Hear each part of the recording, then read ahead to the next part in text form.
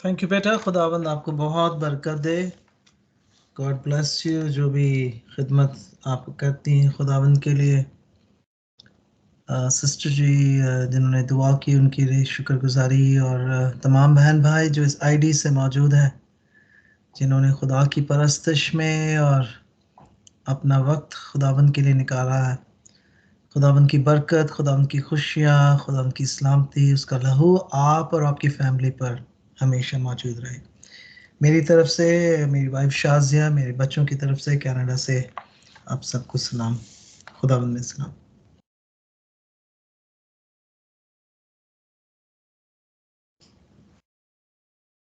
अजीजों, एक नौजवान पढ़ा लिखा शख्स इतवार की इबादत में मेरे पास आया और उसने कहा कि पास्टर जी मेरे लिए दुआ करें। और बड़ा ही खूबसूरत नौजवान लड़का, और बड़ा परेशान था। कह रहे मुझे पता नहीं पास्टर जी मेरे फ्यूचर के बारे में, किस सिमत मैंने लेना है, कौन सा रास्ता मैंने चुनना है।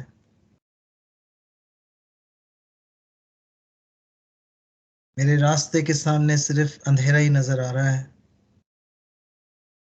और ऐसा लग रहा है कि मेरी जिंदगी में खुदा ने बोलना छोड़ दिया है। मैंने इस नौजवान को खुदा के कलाम की बात से हौसला दिया, हिम्मत दिया, और फिर मैंने उस नौजवान के लिए दुआ भी की। और मैंने उसे हिदायत की कि खुदा की हजूरी में बैठना और खुदा के उस कलाम को सुनना, खुदा की आवाज को सुनना बहुत जरूरी है। अजीजों, जिस सिचुएशंस में से हम गुजरते हैं, हमारी जिंदगी में उतार चढ़ाव, प्रॉब्लम्स, खुशियां, गम, ये जिंदगी का, मैं हमेशा लोगों को कहता हूँ, ये जिंदगी का हिस्सा है। हम मसीही में जो हम खुदा पर ईमान लेकर आते हैं, हमारी जिंदगियों में भी इस तरह के तजुर्बे से हर एक गुजरता है। मैं, pastor John Latif, pastor Robert, जितने भाई बहन इस मौजूद हैं, खुदा की आवाज को हम किस तरह सुनते हैं। अजीजों, खुदा की आवाज को सुनना बहुत अहम और जरूरी है। खास तौर पे हम जो अपने आप को मसीही कहते हैं,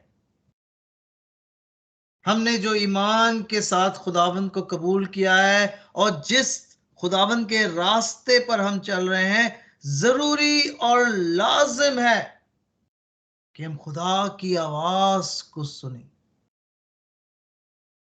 क्योंकि आज बहुत से लोग हैं जो खुदा की आवाज को सुनना चाहते हैं, जो नबूवत की तलाश में है। वो कहते हैं हमारी जिंदगी में प्रोफेटिक वर्ड आए, हमसे कोई नबूवत करें, हमें बताएं कि खुदा हमें कहां लेकर जाना चाहता है। वो खुदा की आवाज की तलाश में है, और इस तलाश में बहुत से ऐसे मसीह हैं जो गुमराह हो जाते हैं, झूठे नबी के तरफ निकल जाते हैं। अजीजों, यकीनन हमें नबूवत की जरूरत है, मगर हमें किस तरह खुदा की आवाज को सुनना और इस नबूवत में, द प्रोफेटिक वर्ड में बढ़ना कितना अहम है।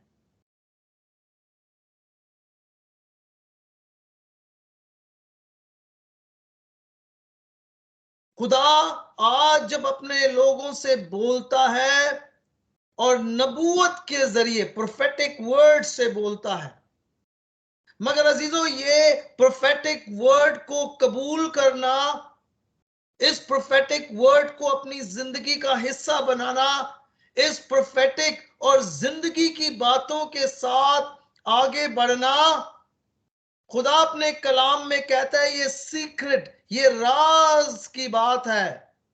ये वो कुंजी की चाबी है जो खुदा हर मसीही मर्द और औरत को देना चाहता है। आज हम कलाम में इस बात पर गौर करेंगे कि खुदा किस तरह हमसे बोलता है और हमने अपने आप को कैसे तैयार रखना है कि जब खुदा हमसे बोले तो हम कहें कि खुदा हम हाजिर हैं, हम तेरी बात सुनना चाहते हैं। वफादारी के साथ खुदा हम तेरे कलाम पर चलना चाहते हैं। मुझे तकरीबन अजीजों 33 साल हो चुके हैं जब मैंने खुदा की उस बुलाहट को हाँ और आमीन के साथ कबूल किया। नौजवानी में जब खुदा ने मुझे खिदमत के लिए बुलाया तो मैंने कहा खुदा मैं तैयार हूं।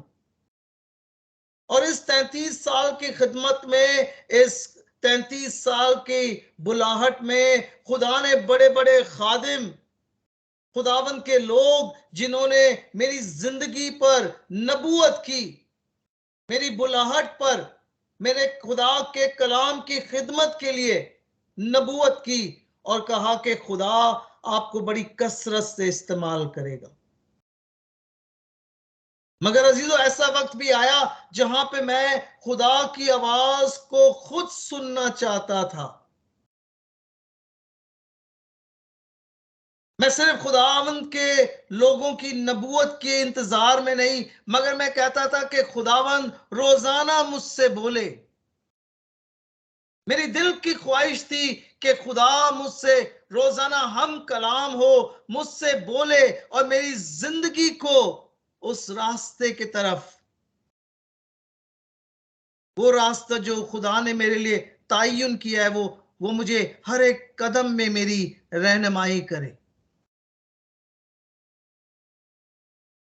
आज खुदा अपने कलाम में कुलसियों के खत उसके पहले बाब और उसकी 9वीं 10वीं 11वीं और 12वीं आयत में हमें स्टेप बाय स्टेप, कदम ब कदम उस राज की बात को बताएगा कि हम खुदा की आवाज को कैसे सुनकर खुदा के साथ चल सकते हैं। खुदा की आवाज को सुनना और खुदा की मर्जी को जानना अजीजों, ये कोई एक किस्म की टेक्निक नहीं है, ये कोई असूली महारत नहीं है कि हमने इस टेक्निक को सीखना है, असूली महारत को जानना है, या कोई हिदायत या कोई असूल की जिंदगी में हमने किसी बात को हिफ्ज कर लेना है। मुझे अजीजों बहुत दुख होता है जब बहुत से लोग इस प्रोफेटिक वर्ड और नबूवत की बातें सुनने के लिए मुख्तलिफ जगहों पर जाते हैं जहां पे खुदा की आवाज नहीं होती है। ऐसे जगह वो जाना चाहते हैं ताकि वो जान ले कि खुदा हमसे बोले। और अफसोस, बहुत से ऐसी जगह खुदा के जगह नहीं होते हैं, खुदा के खादिम नहीं होते हैं जहां पे वो मुख्तलिफ जगहों में जाके इस खुदा की आवाज को तलाश करते हैं। यकीनन ये जरूरी है कि हम खुदा की आवाज को बार बार सुने। यकीनन ये जरूरी है कि खुदा की आवाज हम रोजाना सुने, मगर इससे बढ़कर जरूरी है कि हम जाने के वाकई में ये खुदा की आवाज है या नहीं।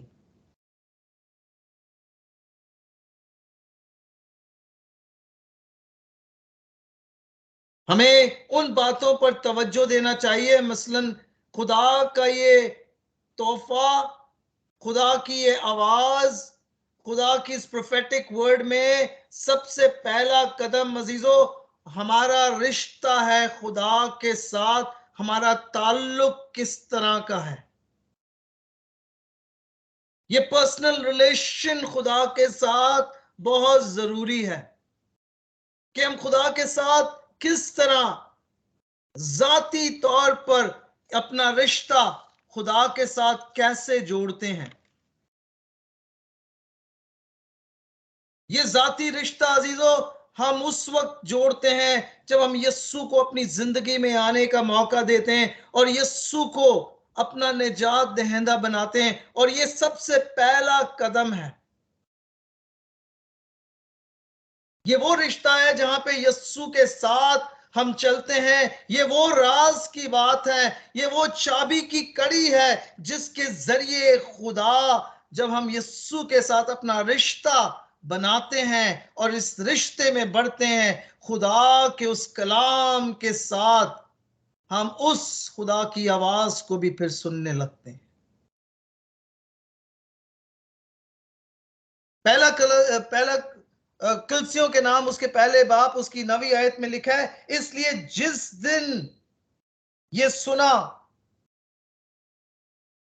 सुनाया है कि हम तुम्हारे वास्ते ये दुआ करने और दरखास्त करने से बाज नहीं आते कि तुम कामिल रूहानी हिकमत और समझ के साथ उसकी मर्जी के इल्म से मामूर हो जाओ, ताकि तुम्हारे चाल चलन खुदावंद के लायक हो। चाल चलन, खुदावंद हमारे रिश्ते को ये देखना चाहता है कि हम खुदा के साथ कैसे चलते हैं, हमारा चाल चलन कैसा है खुदा के साथ, हमारे ताल्लुक कैसा है खुदा के साथ।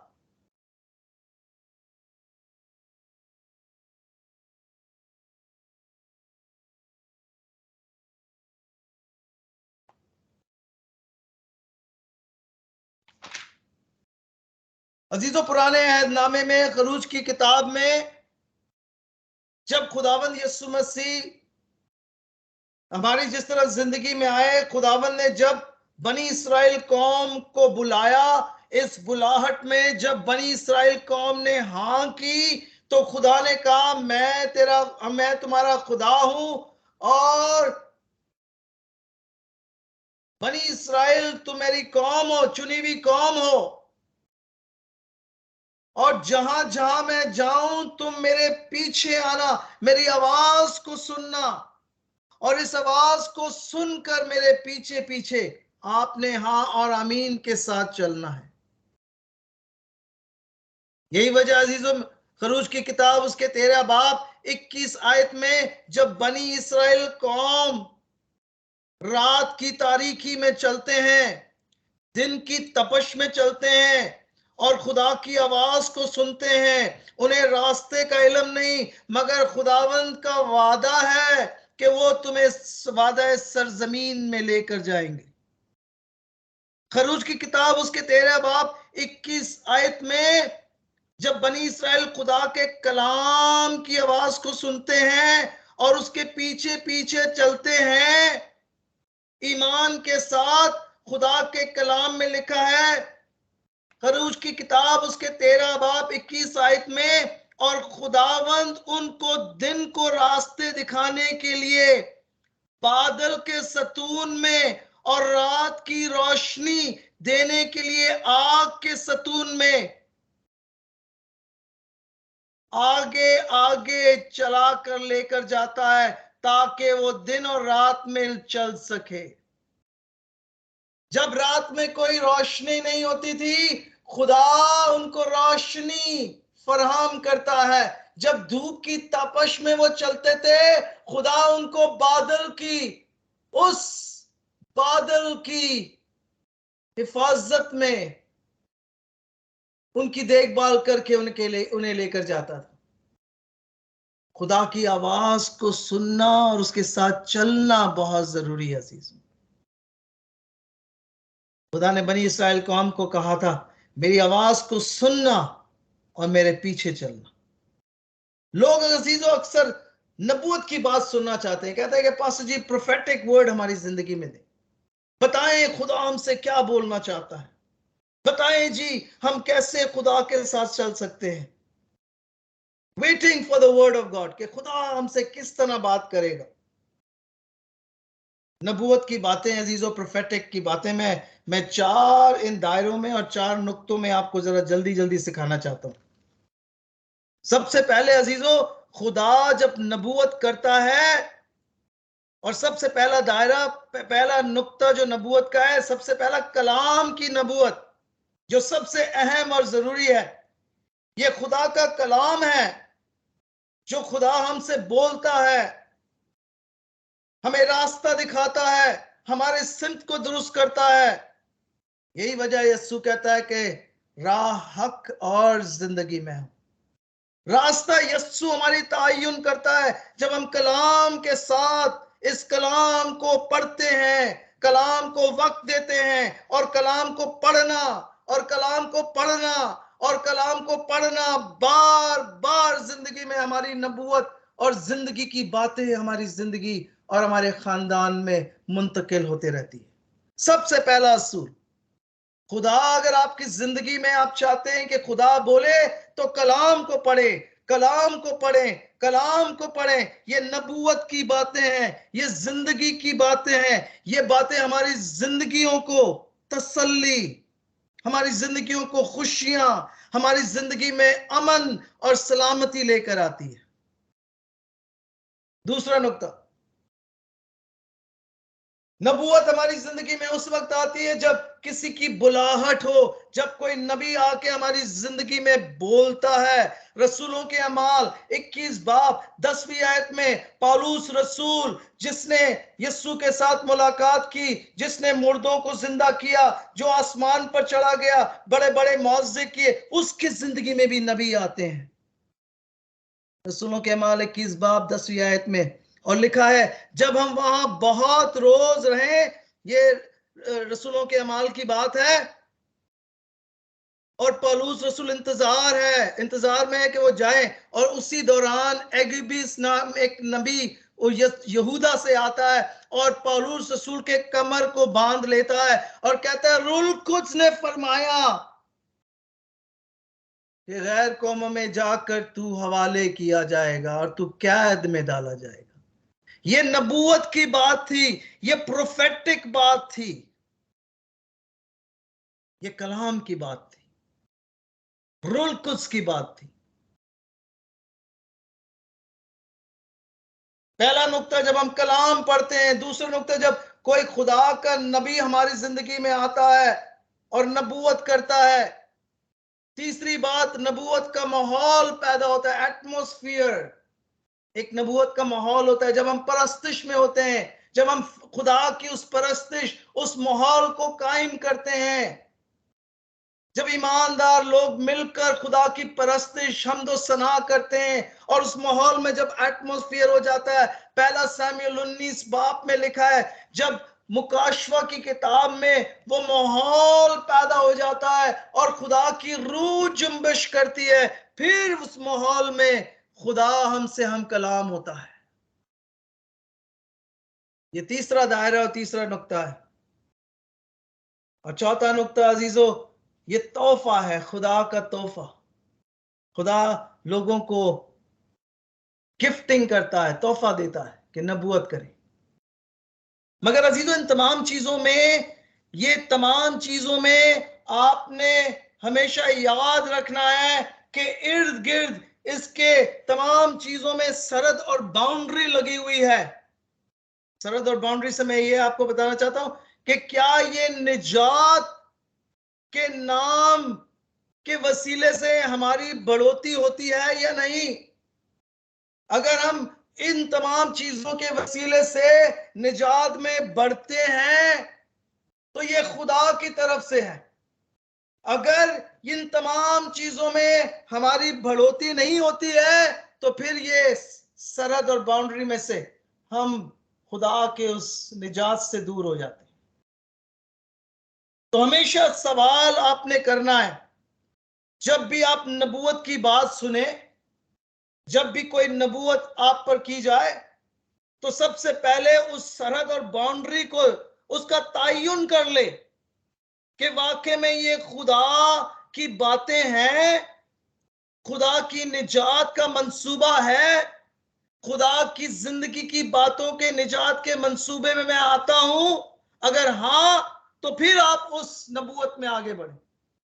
अगर ये खुदा की निजात की बातों और खुदा की आवाज को रद्द करते हैं, खुदा की आवाज को छोड़ देते हैं, खुदा की मर्जी के निजात के बरक्स आपको कलाम करते हैं, तो फिर ये खुदा की आवाज नहीं है। इसी वजह से मैं हमेशा कहता हूं लोगों को कि बाइबल्स अपने पास रखा करें। जो भी बात पास्टर करें, मैं करूं, कोई भी खुदा का खादिम करें, देखें ये खुदा का कलाम है या नहीं है। इंसान उस जगह में अजीजों मुश्किल में आ जाता है, परेशानी हो जाती है, मुसीबत में आ जाता है, जब वो इस नबूवत को उस निजात के बाउंड्री में नहीं देखते हैं और खुदा की आवाज और कलाम से उस हदूद से दूर हो जाते हैं।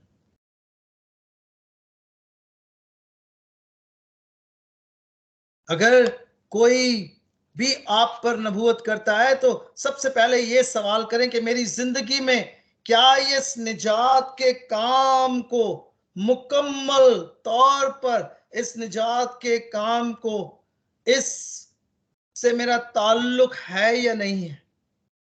अगर इस खुदावंद के निजात के काम से इसका ताल्लुक है तो फिर हाँ कहें, अगर इस निजात के काम से इसका ताल्लुक नहीं है तो फिर इसे रद्द कर दें।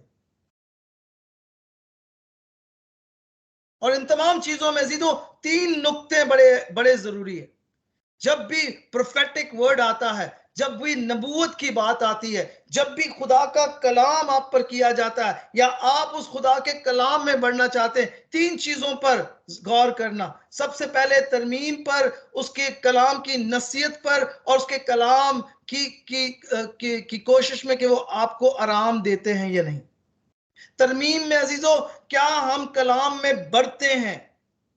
क्या प्रोफेटिक वर्ड आपको तरक्की देता है? क्या आप इसमें बढ़ते हैं? क्या खुदा की मोहब्बत में आप बढ़ते हैं? अगर है तो फिर आप उसमें बढ़े। दूसरी चीज अजीजों, क्या ये आपको नसीहत करती है? क्या ये आपको हौसला देती है, इंकरेजमेंट देती है? बहुत से लोग अजीजों कहते हैं कि प्रोफेटिक वर्ड आता है तो मैं जी परेशान हो जाता हूं कि खुदा ने मुझे क्या कह दिया। अगर खुदा की तीसरी बात, खुदा की अगर जिंदगी में उस प्रोफेटिक वर्ड में तसल्ली ना हो, अमन ना हो, सुकून ना हो आपकी जिंदगी में, ये प्रोफेटिक वर्ड नहीं है, ये नबूवत की वर्ड नहीं है। जब भी आपकी जिंदगी में प्रोफेटिक वर्ड आएगा तो खुदा आपको बढ़ोतरी देगा। जब आपकी जिंदगी में प्रोफेटिक वर्ड आएगा, खुदा की नबूवत की बातें आएगी, उसमें खुदा आपको नसीहत देगा, हौसला देगा, इनकरेज देगा। जब भी आप खुदा के प्रोफेटिक वर्ड में बढ़ेंगे, खुदा आपको आराम देगा, आपकी जिंदगी में तसल्ली होगी, आपकी जिंदगी में अमन और खुदा की मोहब्बत पैदा हो जाएगी। ये प्रोफेटिक वर्ड का काम है। और ये तीनों अमल होना इस बात की अलामत है कि ये खुदा की आवाज है।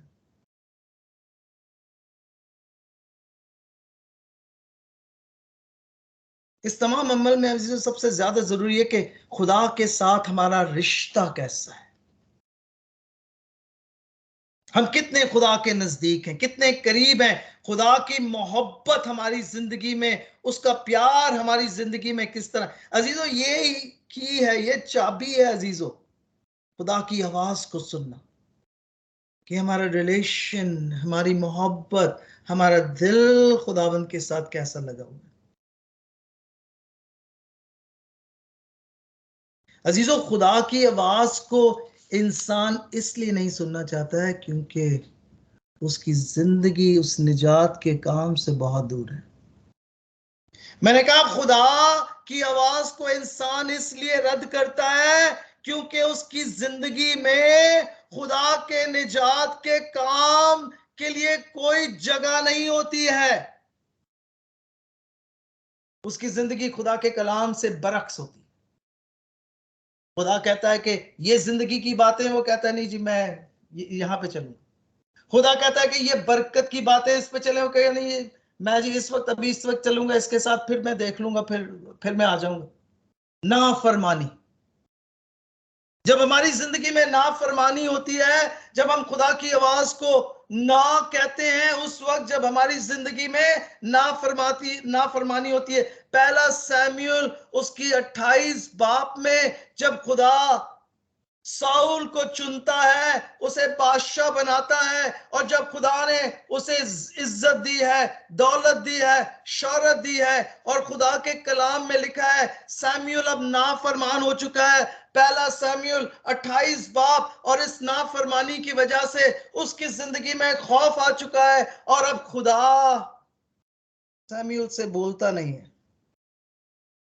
खामोश है खुदा। सैमुएल दुआ करता है कि खुदा तू मुझसे बोल, खुदा तूने मुझे चुना है, मुझसे बोल।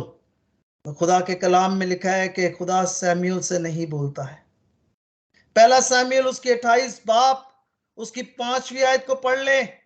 वहां पे लिखा है कि सैमुअल अब जंग में जाने को है, फलिस्तीन उसके दुश्मन उसके सामने है।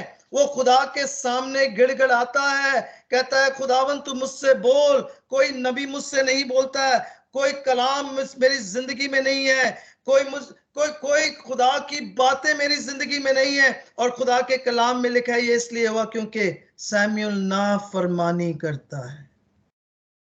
जब इंसान नाफरमानी करता है, खुदा उसके साथ बोलना छोड़ देता है। हमारे रिश्ते खत्म हो जाते हैं अजीजों। ये रिश्ता मैं बार बार कहता हूं अजीजों, बहुत जरूरी है खुदावंद के साथ जोड़ कर रखना। मैं नहीं कहता हूं कि हमसे गलती नहीं, जैसी गलती होती है हमने वापस उस रिश्ते के पास आना है, उस रिश्ते की नाफरमानी नहीं करनी, बार बार वापस आना है।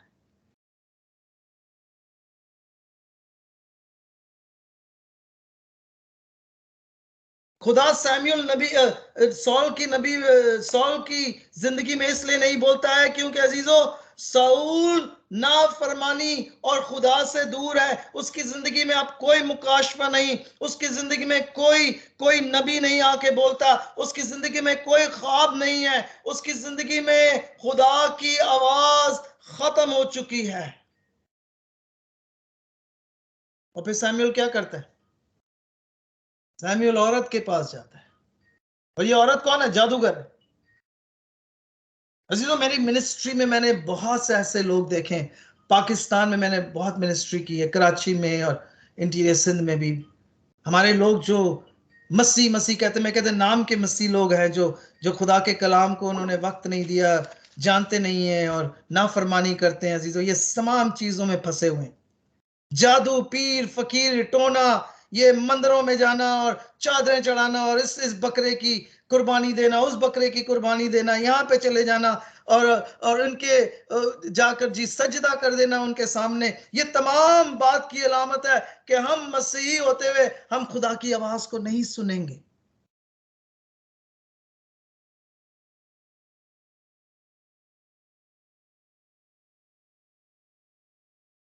साऊल अजीजों इस औरत के पास गया जो जादू और ये तमाम चीजों में मुलव्वस थी।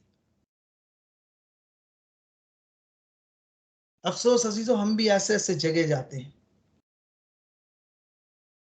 पाकिस्तान में, इंडिया में, यहाँ पे भी, कनाडा में भी कुछ बहुत से ऐसे लोग हैं, अमेरिका, सब जगह विच क्राफ्ट, मैजिक, या मसीह भी है, चलो वहां भी चले जाते हैं, इधर भी चले जाते हैं, उस वो जगह में भी चले जाते हैं, वहां भी दुआ कर लेते हैं। खुदा ने खरूज की किताब में बहुत वाज़ेह तौर पर बनी इसराइल कौम को कहा था कि सिर्फ मेरे पीछे चलना, मेरी आवाज को सुनना और किसी की आवाज नहीं। ये बाउंड्री और हदूद है अजीजों, ये निजात के दायरा है, इसके बाहर नहीं जा सकते। साउल इस दायरे से बाहर होकर एक ऐसी औरत के पास, यही वजह है जबूर की किताब उसकी 66 बाब और उसकी 18वीं आयत में लिखा है, अगर मैं बदी अपने दिल में रखता हूं तो खुदावन मेरी ना सुनेगा। हमारी जिंदगी में बदी है, लोगों के लिए बुराई हो, खुदा हमारी आवाज नहीं सुने। यही वजह अजीजों मैं कहता हूं कि रिलेशनशिप इज बहुत इंपॉर्टेंट है। मुझे याद है जब मैं कनाडा आया था अजीजों, तकरीबन 14 साल पहले, ना तो मेरे पास घर था, ना तो मेरे पास कोई गाड़ी थी। मैं ऐसे $2 लेके अपने पॉकेट में आया था। मेरे बड़े भाई ने मुझे सिर्फ 2 माह के किराया दिया था और मैं चर्च जरूर जाता था। जितना मैंने फर्स्ट सैलरी मैंने दही अक्की दी। वहां पे एक पास्टर था, पास्टर का नाम मुझे याद है, पास्टर हिलरी, और उसका हस्बैंड पास्टर स्कॉट, हिलरी और स्कॉट। और उन्होंने मुझ पर दुआ की और नबूवत की बातें की। हमेशा याद रखना जीजो, नबूवत की वो बातें होती है जो खुदा की तरफ से आती है, ये आसमानी बातें हैं, आप भूलेंगे नहीं। दूसरी बातें जो कर लेंगे ना तो आप भूल जाएंगे, मगर नबूवत की बातें आज भी 14-15 साल के बाद उसने मुझ पे नबूवत की थी। कहा कि ये इतने साल में खुदा आपको घर भी देगा, आपके आपकी वाइफ, आपके बेटी का भी काम हो जाएगा, आपको गाड़ी भी मिल जाएगी। और उसने कहा कि ये तमाम चीजें ये खुदावंद आपको देगा, ये मैं नहीं दूंगा। ये खुदा की नबूवत और प्रोफेटिक बातें हैं। मुझे याद है अजीजों, तकरीबन 25 साल पहले जब खुदा ने मुझे सिर्फ 6 माह दिए थे, मेरे बड़े भाई पास्टर क्रिस्टोफर ने मुझ पे नबूवत की थी, कहा कि खुदा ने आपको जिंदगी दी है। मेरे पास एक और पास्टर आरिफ आए थे, वो जिंदगी को मेरी नहीं जानते थे, उसने मुझे प्रोफेटिक वर्ड दी थी, एक आयत दी थी, कहा कि आपसे खुदा काम लेगा। मगर अजीजों, इन तमाम चीजों में अगर पहले कलसियों को और उसकी 9 बाब को पढ़ें तो सबसे पहले रिश्ता, खुदा हिकमत और इल्मी और रूहानी हिकमत की समझदारी से मामूर करेगा। ये खुदा आपको हिकमत देगा। झूठे नबियों और पास्टरों से अजीजों दूर रहें। वो जो पास्टर आपसे कहेंगे जी फोन नंबर दे दें जी, आपके अज़दवाजी जिंदगी में आपको गलत, क्या ये निजात के उस काम के मुताबिक है खुदा आपकी जिंदगी में कर रहे हैं? अगर नहीं तो फिर इसको छोड़ दो। बहुत आएंगे झूठे नबी, बहुत से ऐसे लोग आएंगे। सबसे पहले अजीजों, खुदा के साथ आपका ताल्लुक, आपका रिश्ता। मैं इसी से कलाम को खत्म करूंगा, वक्त बहुत ज्यादा हो गया। खुदा के कलाम के लिए अजीजों, खुदा को सुनने के लिए आप उसकी हजूरी में बैठना शुरू करें। ये बहुत इंपॉर्टेंट है। हम खुदा की आवाज को तो सुनना चाहते हैं मगर उसकी हजूरी में बैठना नहीं चाहते। मेरी दुआ है कि आप आधे घंटे से शुरू करें, खुदा के कलाम को पढ़ें और आधा घंटा बैठें, उसको फिर 1 घंटा बढ़ाएं और खुदा के कलाम और उसकी हजूरी में बैठें और यकीन रखें खुदा आपसे बोलेगा। आपसे खुदा बोलेगा हर डिसीजंस में, आपके फाइनेंसेस में, आपके बच्चों में, आप जहां जाना चाहते हैं, आपके फ्यूचर को खुदा मुस्तकबिल तक आपको बताएगा। मगर रिलेशन को अजीजों बढ़ाएं। सिर्फ पास्टरों के पास जाना नहीं, आप खुद भी बैठकर खुदा की हजूरी में उस खुदा के उस प्रोफेटिक वर्ड में आप बढ़ सकते हैं। और यकीन करें अजीजों, खुदा ने जिस तरह पुराने अहदनामे में लोगों की जिंदगी में बोला, नए अहदनामे में जिंदगी में बोला, आज भी वही खुदा है। मेरे और आपकी जिंदगी में भी खुदा बोलता है। क्या हम सुनने के लिए तैयार हैं? खुदा मुझे और आपको ये तौफीक अता फरमाए कि हम खुदा की आवाज़ को सुनें। आमीन।